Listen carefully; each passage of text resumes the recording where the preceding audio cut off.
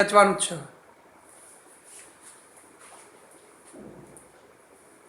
નમસ્કાર વિદ્યાર્થી મિત્રો, આપણે ગયા લેક્ચરની અંદર ચેપ્ટર નંબર 15 જૈવ વિવિધતા જેનું સંરક્ષણ, જેની અંદર આપણે જૈવ વિવિધતાથી થતા નુકસાની, ક્ષતિ વિશે ગયા લેક્ચરની અંદર આપણે વાત કરેલી। ત્યારબાદ ત્યાંથી આપણે આગળ વધીએ। ત્યાર પછીનો બીજા એક નાનકડા આપણો ટોપિક છે જૈવ વિવિધતાના નુકસાનીના કારણો, કે શા માટે જૈવ વિવિધતાનો નાશ થઈ રહ્યો છે, નુકસાની શા માટે થઈ રહ્યું છે, તો એના કેટલાક કારણો છે। ત્યાર પછી આપણે બીજો ક્વેશ્ચન જોઈશું, જૈવ વિવિધતાનું સંરક્ષણ શા માટે જરૂરી, કે શા માટે જૈવ વિવિધતાનું સંરક્ષણ જરૂરી છે। તો પહેલો પ્રશ્ન આપણે જોઈશું કે જૈવ વિવિધતાના નુકસાનીના કારણો।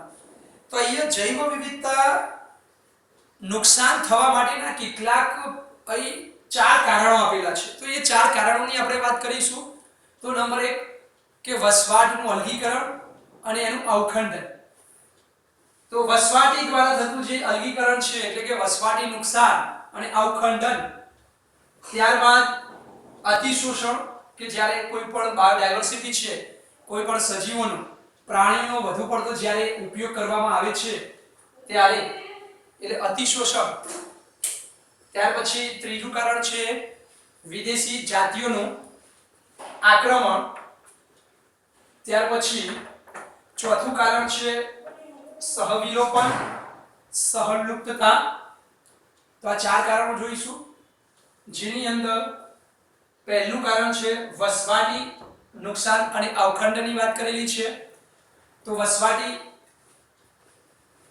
નુકસાન અને અવખંડનની અંદર આપણે જોઈએ તો મોટાભાગે આપણે જાણીએ છીએ કે ઉષ્ણકટિબંધની આ વાત છે કે ઉષ્ણકટિબંધના જે વર્ષા વન છે એ ધીમે ધીમે વસવાટ માટે, રહેણીકરણ માટે, ઔદ્યોગિક માટે, શહેરીકરણમાં વધારો થવાના કારણે એ વસવાટો કપાઈ રહ્યા છે, ઓછા થઈ રહ્યા છે।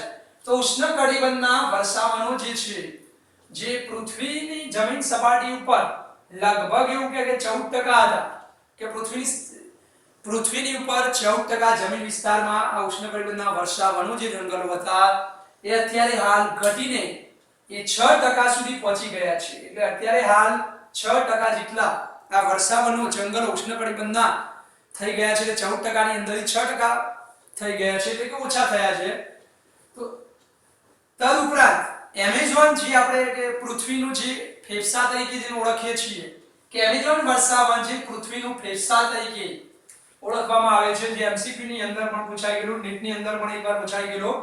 તો આવા જે એમેઝોન વર્ષા જંગલો જે બાયોડાયવર્સિટી થી ભરપૂર છે, જૈવ વિવિધતાથી ભરપૂર સભર છે, એવા વર્ષા જંગલોની અંદર પણ કેટલીક જગ્યાએ સોયાબીન ની ખેતી કરવા માટે એ જંગલો કપાઈ રહ્યા છે, એટલે જંગલો ઓછા થઈ રહ્યા છે। તો સોયાબીનની ખેતી હેતુ માટે તો આપણે એમસીક્યુ માં પૂછાયો કે એમેઝોનના વર્ષા જંગલો ઓછા થવાનું કારણ તો એવું કહે છે કે સોયાબીનની ખેતી માટે એ વર્ષા જંગલો કપાઈ રહ્યા છે, ઓછા થઈ રહ્યા છે। બીજું આપેલું છે જે ગૌ માંસ માટે ઉત્પન્ન કરવામાં આવતા, સાચવવામાં આવતા ઢોર, તો એ ઢોરના માટે કે માંસ ઉત્ના ઉછેર માટે,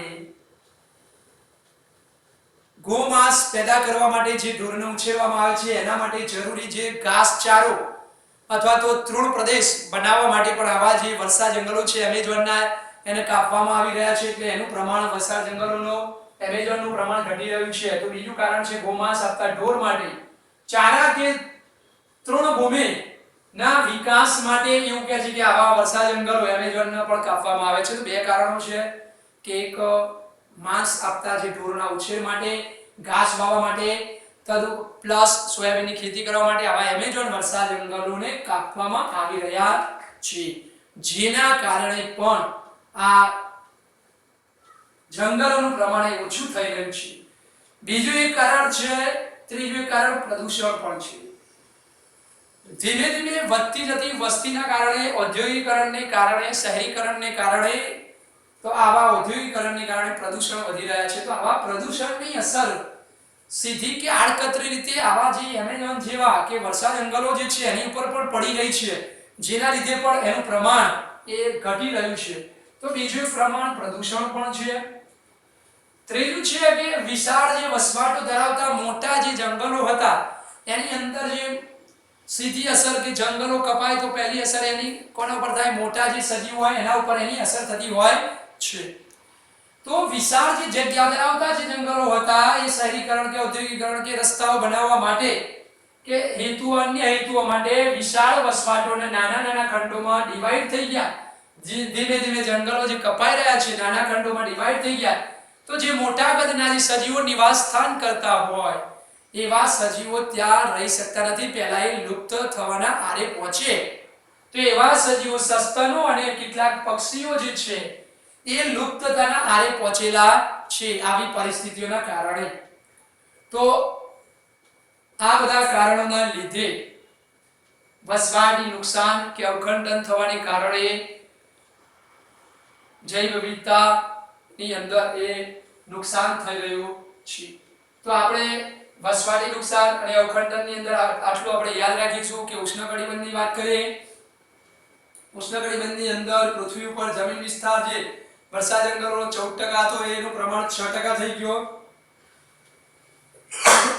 ત્યારબાદ આપણે એમેઝોન જેવા વર્ષા જંગલો જેને આપણે પૃથ્વીનું ફેફસા તરીકે ઓળખીએ છીએ તો જેની અંદર સોયાબીનની ખેતી અથવા તો ગોમાંસ માટે ઉછેરવામાં આવતા ઢોરો માટે ઘાસચારાના વિકસાવવા માટે પણ એ એમેઝોન વર્ષા જંગલોનો નાશ કરવામાં આવી રહ્યો છે. ચોથું પ્રદૂષણ પણ કારણ છે. વસ્તી વધારો પણ કારણ છે. મોટા વિસ્તાર જે વિશાળ વસવાટો ધરાવતા હતા એ નાના ખંડોમાં વિભાજિત થઈ ગયા તો મોટા સજીવોને નુકસાન થશે અને પહેલા એ લુપ્ત થવાના આરે પહોંચે એટલે બાયોડાયવર્સિટી ઘટી રહી છે. તો પહેલું કારણ આપણું જો. ત્યારબાદ આપણે બીજું કારણ જોઈએ અતિશોષણ. બીજું બાયોડાયવર્સિટી ઘટવા માટેનું બીજું એક કારણ રીઝન છે અતિશોષણ. કે આપણે જાણીએ છીએ કે મોટા ભાગે આપણે મનુષ્ય જે ખોરાક માટે આશ્રય સ્થાન માટે હંમેશા એ આધાર કોના પર રાખીએ છીએ? પ્રકૃતિ એટલે કે કુદરત ઉપર આધાર રાખીએ. પરંતુ કોઈ પણ સજીવમાં આપણે વધુ પડતો ઉપયોગ કરવામાં આવે તો એનું અતિશોષણ કરવામાં આવે તો એનો નાશ થાય. તો જ્યારે લાલચ વધારે પડતી મેળવવાની ઈચ્છા થાય ત્યારે એ સજીવનો શું થાય છે? નાશ થાય.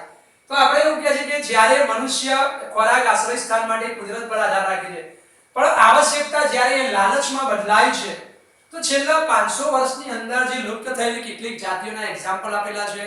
એક એક્ઝામ્પલ સ્ટીલર સી કાવ નામનું જે સજીવ છે તો દરિયાઈ સજીવ એ પણ લુપ્ત થઈ ગયું છે. બીજું ઉદાહરણ આપેલું છે પેસેન્જર પિજિયન એટલે કબૂતરની જે જાતિ છે પેસેન્જર પિજિયન એ કબૂતરની જાતિ પણ એ વધારે પડતો માંસ માટેનો ઉપયોગ કરવામાં આવે અતિશોષણ તો અત્યારે હાલ લુપ્ત થઈ ગઈ છે. એવી જ રીતે પાણીની અંદર જોવા મળતી કેટલીક માછલીઓ જેનો કોમર્શિયલી આપણે વધારે પડતો ઉપયોગ કરવામાં આવે છે જેના લીધે માછલીઓ પણ અત્યારે હાલ લુપ્ત થઈ ગઈ છે. તો અતિશોષણની અંદર આપણે એક્ઝામ્પલ જોયા કે પાછલા 100 વર્ષની અંદર સ્ટીલર સી કાવ પેસેન્જર પિજિયન એટલે કબૂતરની પ્રજાતિ છે અને કેટલીક પાણીની અંદર જોવા મળતી જે માછલીઓની વાત કરી કે જે કોમર્શિયલ ઉપયોગ માટે ખોરાક માટે એનો ઉછેર કરવામાં આવે પરંતુ વધુ પડતો જ્યારે ઉપયોગ કરવામાં આવે છે ત્યારે જાતિઓ હંમેશા માટે લુપ્ત થઈ જાય છે. તો બીજું એક કારણ છે બાયોડાયવર્સિટી ઘટવાનું અતિશોષણ પણ છે. ત્રીજું રીઝન છે આપણી પાસે વિદેશી જાતિઓનું આક્રમણ. જ્યારે જાણે કે અજાણે વિદેશી કેટલીક વનસ્પતિઓ કે પ્રાણીઓ કે અન્ય સજીવો જ્યારે સ્થાનિક વિસ્તારની અંદર જ્યારે દાખલ થાય તો કેટલીક વિદેશી જાતિઓના આક્રમણને કારણે ત્યાંની સ્થાનિક જાતિઓ પર એની ચોક્કસ અસર થતી હોય છે અને એ નાશ થઈ જતી હોય છે. તો એવી વિદેશી જાતિઓના આપણે એક્ઝામ્પલ જોઈએ કે એક ફિશનું એક્ઝામ્પલ આપ્યું છે નાઇલ પર્સન. મીઠા જળની જે માછલી છે એમસીક્યુ ની અંદર પૂછાઈ ગયું છે. નાઇલ પર્સન મીઠા જળની માછલી જે પૂર્વ આફ્રિકાના વિક્ટોરિયા સરોવરમાં દાખલ કરતા પૂર્વ આફ્રિકાના વિક્ટોરિયા સરોવરની નાઇલ પર્સન મીઠા જળની જે માછલી છે એને આપણે જો સ્થાનિક સરોવરોની અંદર સ્થાનિક વિસ્તારમાં જ્યારે દાખલ કરવામાં આવી તો ત્યાંની જે સ્થાનિક સિચલિડ માછલીઓની જે જાતિઓ છે એ સિચલિડ જાતિઓની લગભગ 200 કરતા પણ વધુ જાતિઓ એ નાશ થઈ ગયેલ છે. તો બીજું આપણું કારણ છે કે જાણે કે અજાણે આપણે ઉદાહરણ આપેલું છે નાઇલ પર્સનું ઉદાહરણ આપેલું છે કે નાઇલ પર્સન મીઠા જળની જે માછલી છે પૂર્વ આફ્રિકાના જે વિક્ટોરિયા સરોવર હતું એની અંદર આપણે જો દાખલ કરવામાં આવે તો સ્થાનિક ત્યાંની સિચલિન માછલીઓની જે જાતો હતી એ 200 કરતા પણ વધારે જાતિઓ ત્યાં લુપ્ત થઈ ગઈ છે. એટલે એક આપણે યાદ રાખીશું નાઇલ પર્સ ઉદાહરણ. પછી વનસ્પતિઓની વાત કરીએ તો ગાજર ઘાસ પાર્થેનિયમ આવી ગયો કે પાર્થેનિયમ ગાજર ઘાસ. ગંધારી જેનું નામ છે લેન્ટાના કેમેરા, ગંધારીનું સાયન્ટિફિક નામ છે વનસ્પતિનો કે લેન્ટાના કેમેરા નામની જે વનસ્પતિ છે. ત્યાર પછી દરિયાઈ વનસ્પતિ પાણીની અંદર જોવા મળતી જળકુંભે વોટર હાયસિન્થ જેને કહેવાય, જેનું બીજું નામ છે આઇકોનિયા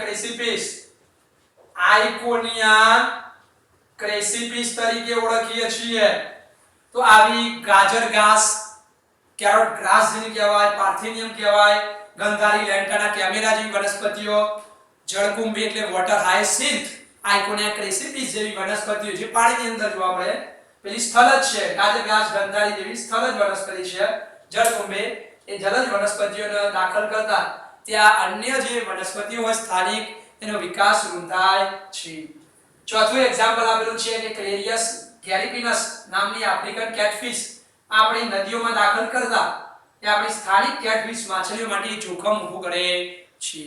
તો આપણે ચાર એક્ઝામ્પલ છે કે વિદેશી જાતિઓનું આક્રમણ, જેની અંદર નાઇલ પર્સન જાતિના દાખલ કરતા સ્થાનિક જે સિચલિન માછલીઓ હતી 200 કરતા વધારે જાતિઓ લુપ્ત થઈ. નંબર 2 ગાજર ઘાસ. નંબર 3 લેન્ટિના કેમેરા, ગંધારી, ઇન્દ્રધનુ જેને કહેવાય ત્રીજું નામ એનું. ત્યાર પછી જળકુંભે જેનું નામ વોટર હાયસિન્થ કહેવાય અંગ્રેજીમાં, એના આપણે એનું સાયન્ટિફિક નામ આઇકોનિયા ક્રેસિપિસ તરીકે પણ ઓળખીએ છીએ. અને ચોથું ઉદાહરણ આપણે કેટફિશનો ક્લેરિયસ ગેરિપિનસ કેટફિશ જે આપણે આફ્રિકન કેટફિશ જે આપણી નદીઓની અંદર દાખલ કરતા આપણી જે સ્થાનિક કેટફિશો છે એના માટે એ જોખમ ઊભું કરે છે, એનું અસ્તિત્વ જોખમાય છે. તો આવી બાયોડાયવર્સિટી નાશ થવાનું ત્રીજું પણ કારણ છે વિદેશી જાતિઓનું આક્રમણ કારણ હોઈ શકે. ત્યાર પછી ચોથું કારણ છે સહવિલોપન અને સહલુપ્તતાની વાત કરીએ આપણે. સહવિલોપન અને સહલુપ્તતા.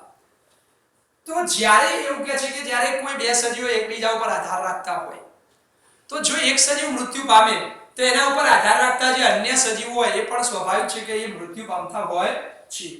તો એ સહવિલોપનના એક્ઝામ્પલ આપેલા છે કે દાખલા તરીકે યજમાન એટલે હોસ્ટ જે પ્રાણી હોય માછલીઓ કે યજમાન પ્રાણી માછલીઓ અને એની ઉપર જીવન ગુજારતા જે પરોપજીવી સજીવોનું જૂથ, આ બંને સજીવોમાંથી એક સજીવ જો યજમાન મૃત્યુ પામે છે તો એની ઉપર નપતા સ્વાભાવિક છે પરોપજીવી સજીવો પણ મૃત્યુ પામે છે. તો આપણે એક એક્ઝામ્પલ આપેલું છે કે યજમાન માછલીઓ એની ઉપર જે જીવન ગુજારતા જે પરોપજીવી જૂથ હોય એ પરોપજીવી જૂથ પણ શું થાય છે એની સાથે સ્વાભાવિક છે કે એની સાથે નાશ પામે છે. એવી રીતે વનસ્પતિ અને પરાગવાહકોનું એક્ઝામ્પલ આપેલું છે. વનસ્પતિ અને પરાગવાહકો કે દાખલા તરીકે વનસ્પતિ ઉપર જે નભતા પરાગવાહક હોય જે વેક્ટર આપણે કહીએ છીએ પોલિન વેક્ટરો કે દાખલા તરીકે જે પરાગરજનો ખોરાક તરીકે ઉપયોગ કરતા હોય એવા સજીવો. તો હવે વનસ્પતિનો જો નાશ થાય તો એની પર નભતા જે પરાગવાહકો છે એનો ખોરાક મળતો નથી, તો લાંબા ગાળે એવા સજીવો પણ ધીમે ધીમે એ લુપ્ત થતા હોય છે. તો ચોથું કારણ સહવિલોપન સહલુપ્તતા પણ હોઈ શકે. તો આ રીતે બાયોડાયવર્સિટી એટલે જૈવ વિવિધતાનું નુકસાની થવાના કેટલાક કારણોની અંદર આપણે 4 કારણો જોયા. નંબર 1 વસવાટી અલગીકરણ એટલે વસવાટી નુકસાન અને અવખંડન. તેની અંદર આપણે ઉદાહરણ સીધા યાદ રાખવાના. ઉષ્ણકટિબંધના વર્ષા જંગલો પૃથ્વીની સપાટી જે હતી 14 માંથી 6% થઈ ગઈ. એમેઝોન જંગલો પૃથ્વીના ફેફસા જેમાં સોયાબીનની ખેતી, ગૌમાંસના ઉછેર માટે ઘાસ વાવવામાં, પ્રદૂષણ અને વિશાળ વસવાટો અને નાના વસવાટોમાં ડિવાઈડ થતા મોટા સજીવો, સસ્તરો, પક્ષીઓ નાશ થયા. અતિશોષણની અંદર આપણે યાદ રાખી સીધા ઉદાહરણ સ્ટીલર સી કાઉ, પેસેન્જર પિજન કબૂતર, કેટલીક માછલીઓ. ત્રીજું વિદેશી જાતિઓના આક્રમણની અંદર ઉદાહરણ સીધા યાદ રાખીશું નાઇલ પર્સ ગાજર ઘાસ, ગંધારી, જળકોંબી, અનક, રેડિયસ, ગેરીપિનસ માછલીઓ ઉદાહરણ. સવિલોપનની અંદર યજમાન માછલી, પરોપજીવી, વનસ્પતિ અને પરાગવાહકો. તો બસ આટલું ટૂંકમાં આપણે યાદ રાખીશું. આ પ્રશ્ન ઘણીવાર થિયરીની અંદર પણ વારંવાર પ્રશ્ન પૂછાયેલો છે કે જૈવ વિવિધતાના નુકસાની માટેના કારણો સમજાવો.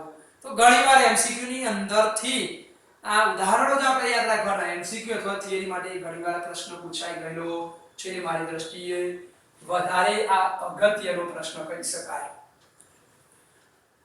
ત્યાર પછીનો આપણે બીજો એક ક્વેશ્ચન આપણો છે કે જૈવ વિવિધતાનું સંરક્ષણ શા માટે જરૂરી? જૈવ વિવિધતાનું સંરક્ષણ શા માટે જરૂરી છે? શા માટે બાયોડાયવર્સિટીનું આપણે કન્ઝર્વેશન કરવું જરૂરી છે? તો સ્વાભાવિક છે કે એની ઉપયોગિતાની ચર્ચા હોવી જોઈએ. એની ઉપયોગિતા મહત્વની ફરીથી આપણે ચર્ચા કરવી પડશે કે બાયોડાયવર્સિટી શા માટે જરૂરી છે. તો આપણે જોઈએ કે શા માટે બાયોડાયવર્સિટી જરૂરી છે, જૈવ વિવિધતાનું સંરક્ષણ શા માટે જરૂરી. તો અહીંયા આપણે જાણીએ છીએ કે માનવ પ્રવૃત્તિઓ એના માટે જવાબદાર છે. કે બાયોડાયવર્સિટી નું સંરક્ષણ શા માટે જરૂરી છે? કે માનવી એવી પ્રવૃત્તિઓ કરી રહ્યો છે જેના લીધે બાયોડાયવર્સિટીનું જોખમ વધી રહ્યું છે, એની અંદર ઘટાડો થઈ રહ્યો છે. તો એના નિવારણ માટે તો ચોક્કસ એનું મહત્વ સમજવું પડશે. તો એની કેટલીક ઉપયોગિતાની ચર્ચાઓ દલીલો આપેલી છે. તો એ દલીલો વિશે આપણે વાત કરીએ. તો એ ત્રણ પ્રકારની દલીલો દ્વારા એનો જૈવ વિવિધતાનું સંરક્ષણ શા માટે જરૂરી છે એને સમજાવેલું છે. નંબર 1 સંક્ષિપ્તમાં એની ઉપયોગિતાવાદી એટલે ટૂંકમાં શું એ ઉપયોગી છે બાયોડાયવર્સિટી, શા માટે એનું સંરક્ષણ જરૂરી છે. ત્યાર પછી વ્યાપક એટલે ડિટેલમાં ઉપયોગિતાવાદીને કે ઉપયોગિતા એની શું છે બાયોડાયવર્સિટીની એ ડિટેલમાં વિશાળ અર્થમાં સમજાવેલી છે. અને ત્રીજું નૈતિકતાની દ્રષ્ટિએ બાયોડાયવર્સિટી જૈવ વિવિધતાનું શા માટે સંરક્ષણ કન્ઝર્વેશન આપણે કરવું જોઈએ, તો એની સમજૂતી આપેલી છે. તો આપણે પહેલો મુદ્દો જે આપેલો છે એ મુદ્દાની આપણે વાત કરીએ.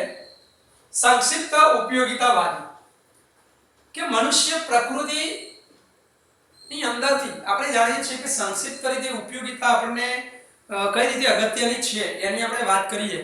તો પ્રકૃતિમાંથી સીધો આર્થિક લાભ આપણે મેળવીએ છીએ. તો આર્થિક લાભની અહીંયા વાત કરેલી છે કે કઈ રીતે આર્થિક લાભ આપણે મેળવીએ છીએ.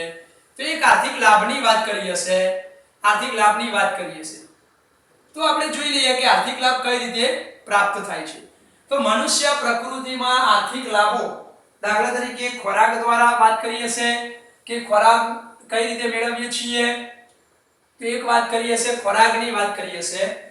તો આર્થિક લાભો તરીકે ખોરાક માટે ધાન્ય, કઠોળ, ફળ વગેરેની વાત કરેલી છે કે આપણે એની અંદરથી ખોરાક તરીકે વિચારીએ ખોરાક, ધાન્ય, કઠોળ, ફળ, બળતણ વગેરે આવા જે લાભો સીધા આપણને મળે છે એ બાયોડાયવર્સિટી દ્વારા આપણને પ્રાપ્ત થતા હોય છે. કે બાયોડાયવર્સિટી દ્વારા આપણને આ બધા લાભ પ્રાપ્ત થતા હોય છે.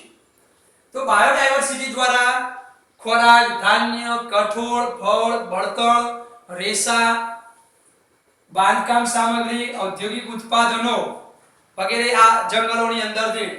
તો ઔદ્યોગિક ઉત્પાદનોની અંદર આપેલું છે ટેનિન, ઊંજણ તરીકેના દ્રવ્યો, રંગકો, ગળીની વાત કે રાળ કે અંતર જેની અંદરથી મળે, અત્તરની વાત કરી છે, પરફ્યુમ જે બનાવીએ છીએ એ પણ વનસ્પતિઓમાંથી, ઔષધો મેળવીએ છીએ એ પણ આપણે બધું જ તમામ પ્રકારની ચીજ વસ્તુઓ ઉપર આપણે બાયોડાયવર્સિટી જૈવ બાયોડાયવર્સિટીની અંદરથી આપણે મેળવીએ છીએ. પ્રત્યક્ષ કે પરોક્ષ રીતે એનો આપણે ઉપયોગ કરતા હોઈએ છીએ. ત્યાર પછી વાત કરી છે કે 25% દવાઓ જે વર્તમાન પરિસ્થિતિની અંદર વેચાતી જે અત્યારે હાલની દવાઓ છે એ દવાઓ પણ 25% દવાઓ એ આપણે વનસ્પતિઓમાંથી મેળવવામાં આવે છે. હાલની જે વર્તમાન દવાઓ જે આપણે મેળવીએ છીએ એ દવાઓ પણ આપણે 25% જે દવાઓ છે એ 25% દવાઓ પણ આપણે ક્યાંથી મેળવીએ છીએ તો એ આપણે હાલ વર્તમાન વેચાતી 25% દવાઓ એ વનસ્પતિઓમાંથી મેળવવામાં આવે છે. વિશ્વની અંદર એવું કહે છે કે જે મૂળ સ્થાનિક લોકો 25,000 જેટલી વનસ્પતિઓની જાતિઓ એ પરંપરાગત દવાઓમાં ફાળો આપે છે. 25,000 વિશ્વમાં મૂળ સ્થાનિક લોકો લગભગ 25,000 જેટલી વનસ્પતિઓની જાતિઓનો પરંપરાગત દવાઓ તરીકે એનો આપણે ઉપયોગ કરીએ છીએ. લોકો ઉપયોગ કરી રહ્યા છે. ઘણી બધી ઔષધી વનસ્પતિઓ જે ઉષ્ણકટિબંધના વર્ષાવનોમાં શોધ બાકી છે. ઘણી બધી એવું કે છે કે ઔષધીય વનસ્પતિઓ છે જે આણ્વિક ક્ષેત્રે, જનીનની દ્રષ્ટિએ કે અન્ય ઘણી રીતે દવાઓ તરીકે આપણે ઉપયોગી છે, પણ એનો હજી ઉષ્ણકટિબંધની અંદર પુષ્કળ બાયોડાયવર્સિટી છે. ઘણી જે યુઝફુલ વનસ્પતિઓ છે કે જેની હજુ સુધી આપણે શોધ કરી શક્યા નથી. પણ જો આવા જૈવ શોધખોળ એની કરીશું આપણે જૈવિક સંપદાની, તો આવી જૈવ શોધખોળ થશે.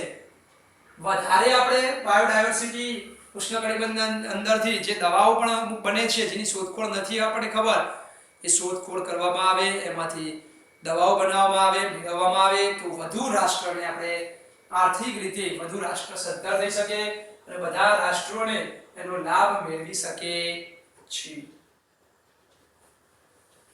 તો આ વાત થઈ સંક્ષિપ્ત રીતે ઉપયોગિતાવાદીની. ત્યાર પછી વ્યાપક અર્થમાં સમજાવેલું છે કે શા માટે જૈવ વિવિધતાનું સંરક્ષણ, બાયોડાયવર્સિટીનું કન્ઝર્વેશન શા માટે જરૂરી છે. તો વ્યાપક અર્થમાં ઉદાહરણ આપ્યું છે પહેલું કે પ્રકાશ સંશ્લેષણની આપણે વાત કરીએ તો જે એમેઝોન વર્ષા જંગલો છે, એમેઝોન વર્ષા જંગલોની વાત કરી છે, તો એ એમેઝોન વર્ષા જંગલો જે છે આપણા, એ એમેઝોન વર્ષા જંગલોની વાત કરીએ તો એ એમેઝોન વર્ષા જંગલો જે પ્રકાશ સંશ્લેષણ કરે, તો આપણે જાણીએ કે પ્રકાશ સંશ્લેષણ દ્વારા એ CO2 લે અને O2 મુક્ત કરે છે. તો એ O2 કેટલો મુક્ત કરે છે, તો પૃથ્વી ઉપર વાતાવરણની અંદર આવેલો જે કુલ વાતાવરણની અંદર આવેલો જે ઓક્સિજન છે એના 20% જેટલો ઓક્સિજન આ એમેઝોન વર્ષા જંગલો પૂરો પાડે છે. તો પૂછી શકાય કે એમેઝોન વર્ષા જંગલો જે પ્રકાશ સંશ્લેષણ કરે એ પૃથ્વીના વાતાવરણમાં કુલ ઓક્સિજનમાંથી 20% ઓક્સિજન એ ઉત્પન્ન કરે છે. તો પરીક્ષાની અંદર અથવા તો પૂછી શકાય કે પ્રકાશ સંશ્લેષણ દ્વારા એમેઝોન જંગલો કુલ વાતાવરણની અંદર પૃથ્વી ઉપર ઓક્સિજન છે એનો 20% ઓક્સિજન તો એમેઝોન જંગલો પૂરો પાડે છે ફોટોસિન્થેસિસની પ્રક્રિયા દ્વારા. હવે આપણે આગળ વધીએ કે પરાગનયનની આપણે વાત કરીએ. આ વ્યાપક અર્થમાં આપણે એની યુઝફુલની વાત કરીએ છીએ, વનસ્પતિની પરાગનયનની વાત કરીએ તો પરાગનયન એટલે શું? તો પરાગનયન એટલે આપણે જાણીએ છીએ કે પુંકેસરની જે પરાગરજ છે એ સ્ત્રી કેસરના પરાગાસન પર સ્થાનાંતર થવાની ઘટના જેને પરાગનયન કહેવાય. હવે એ પરાગનયન જ ન થાય એટલે એક જગ્યાએથી બીજી જગ્યાએ જે લઈ જવાવાળા પરાગવાહકો જ ન હોય, મૃત્યુ પામે, તો એ પરાગવાહકો ત્યાં ન જાય તો ફલનની પ્રક્રિયા થતી નથી, કારણ કે પુંકેસરની પરાગરજ સ્ત્રી કેસરના પરાગાસન ઉપર જતી નથી, પરાગનયન શક્ય બનતું નથી. જો પરાગનયન શક્ય ન બને તો ફલન ન થાય, ફલન ન થાય તો ફળ ન બને, ફળ ન બને તો બીજ ન બને, તો ફળ અને બીજનું નિર્માણ થઈ શકતું નથી. તો પરાગનયન વગર ફળ કે બીજનું નિર્માણ શક્ય બનતું નથી. કેમ? કારણ કે જે પરાગવાહકો હોય, જે પરાગવાહકો જે મૃત્યુ પામે, તો જે વનસ્પતિઓમાં પરાગનયન જે કરતા હોય એ કરી ના શકે અને જેના લીધે ફળ કે બીજ બને નહીં અને એમનું અસ્તિત્વ જોખમાય છે. ભવિષ્યની અંદર એ સજીવોનું અસ્તિત્વ જોખમાય છે.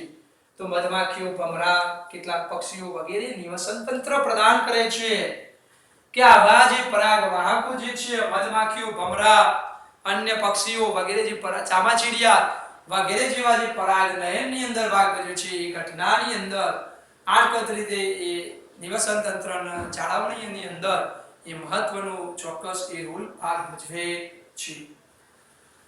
ત્યાર પછી આપણે વાત કરીએ તો કેટલાક આપણે જાણીએ છીએ કે ભાઈ લાકડાના જાડા ગોળવા ફેરવીને ચાલવાનું જે વન ભ્રમણ છે, આ કુદરતી પ્રકૃતિ જે કુદરતની અંદર સાનિધ્યમાં બેઠા હોય તો એ સાનિધ્યનો અનહદ આહ્લાદક જે આનંદ અનુભૂતિ મળે છે તેની વાત કરીએ છીએ કે લાકડાના જાડા ગોળવા ફેરવીને તમે જે ચાલવાનો જે આનંદ મળે વન ભ્રમણનો, પક્ષીઓના જે બુલબુલ જેવા પક્ષીઓનો અવાજ સાંભળવાની વાત કરી છે.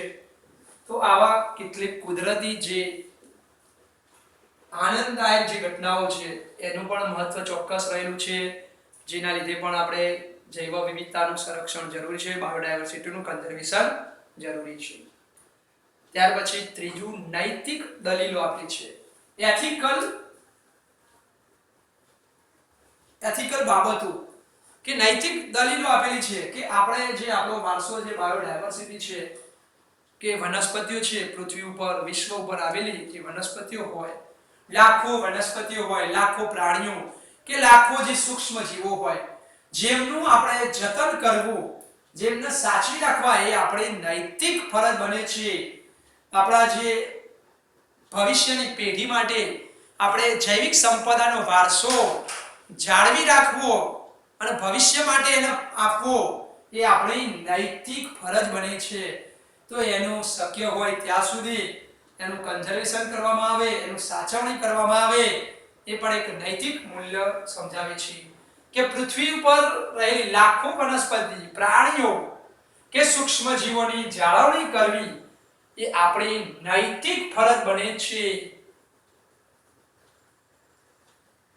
આપણે નૈતિક ફરજ બને છે. ભવિષ્યની આવનારી જે પેઢીઓ છે એમને કંઈક સારું આપવા માટે, પક્ષીઓને સારી રીતે સુનિશ્ચિત કરવા માટે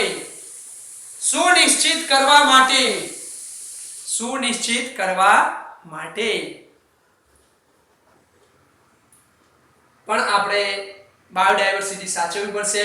એમના સુખાકારી, આપણા સુખાકારી માટે જૈવિક વારસાનો આપણી જે ધરોહર છે એનું જતન એ આપણી નૈતિક ફરજ બને છે. તો આપણે બે પ્રશ્નો જોયા.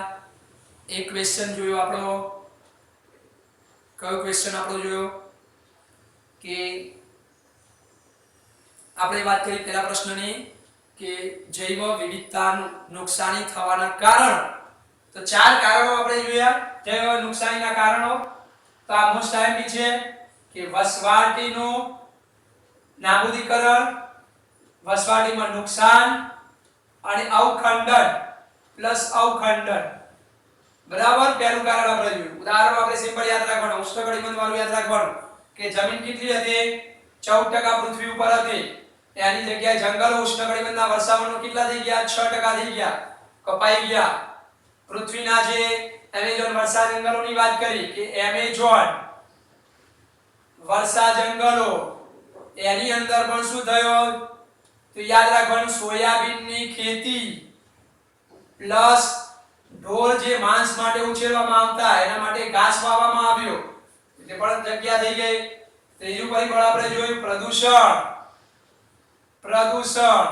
પછી જે મોટા વિસ્તારો હતા એ મોટા વિસ્તારો નાના ખંડોમાં ડિવાઈડ થયા, જેના લીધે મોટા જે સજીવો હતા, સસ્તનો કે પક્ષીઓ નાશ થઈ ગયા.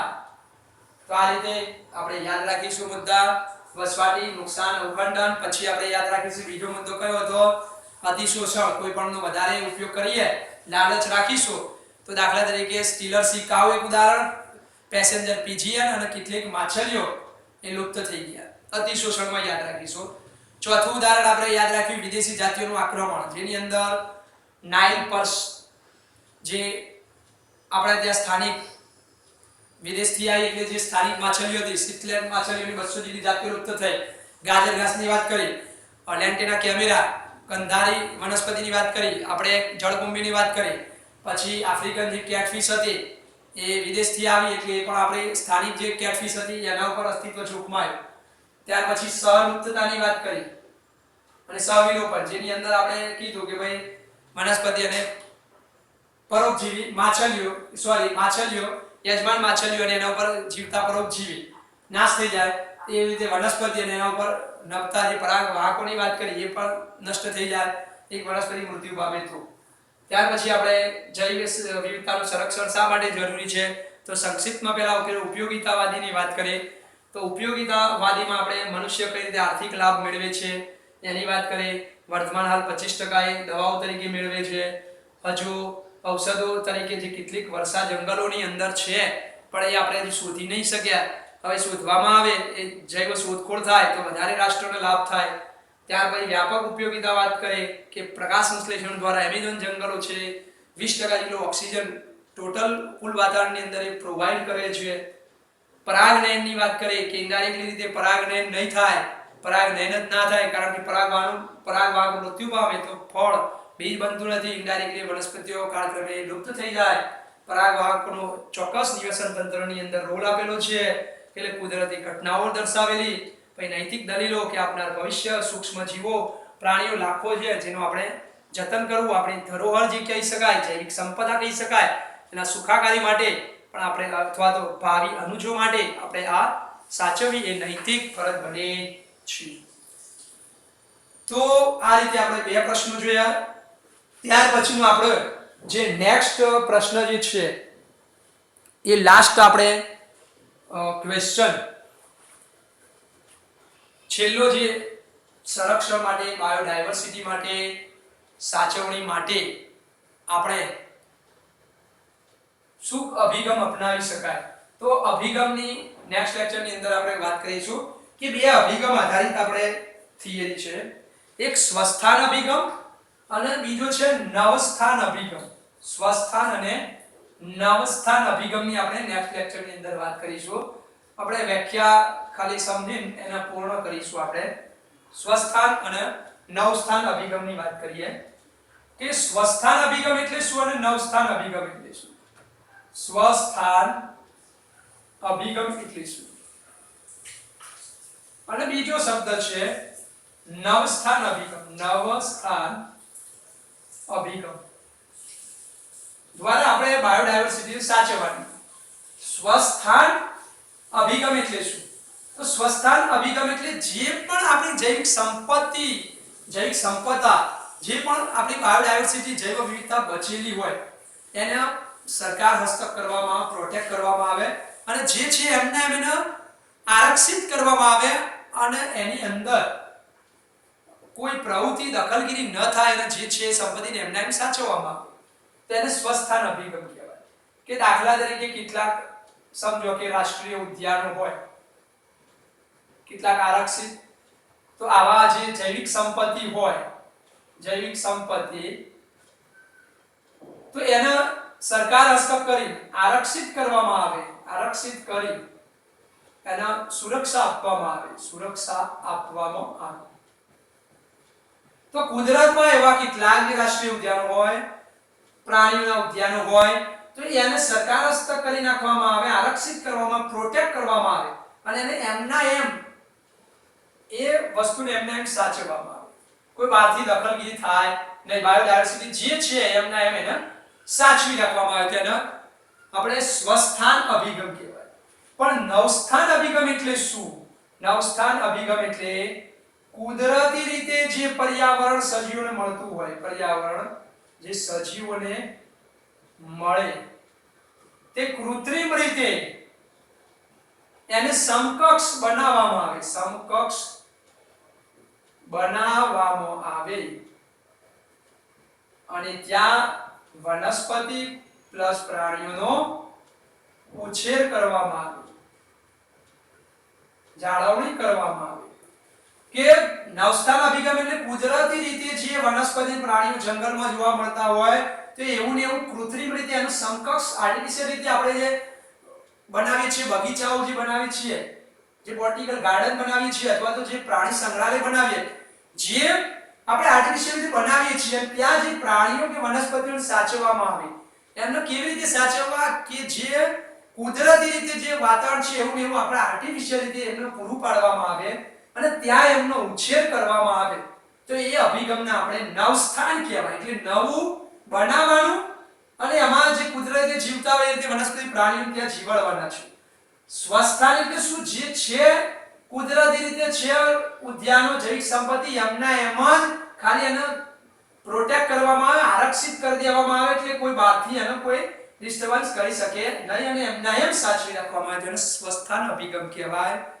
આ રીતે સ્વસ્થાન અને નવસ્થાન અભિગમ આપણે નેક્સ્ટ લેક્ચરની અંદર જોઈશું. આટલા આપણે અટકીશું થિયરીની અંદર. Okay, thank you.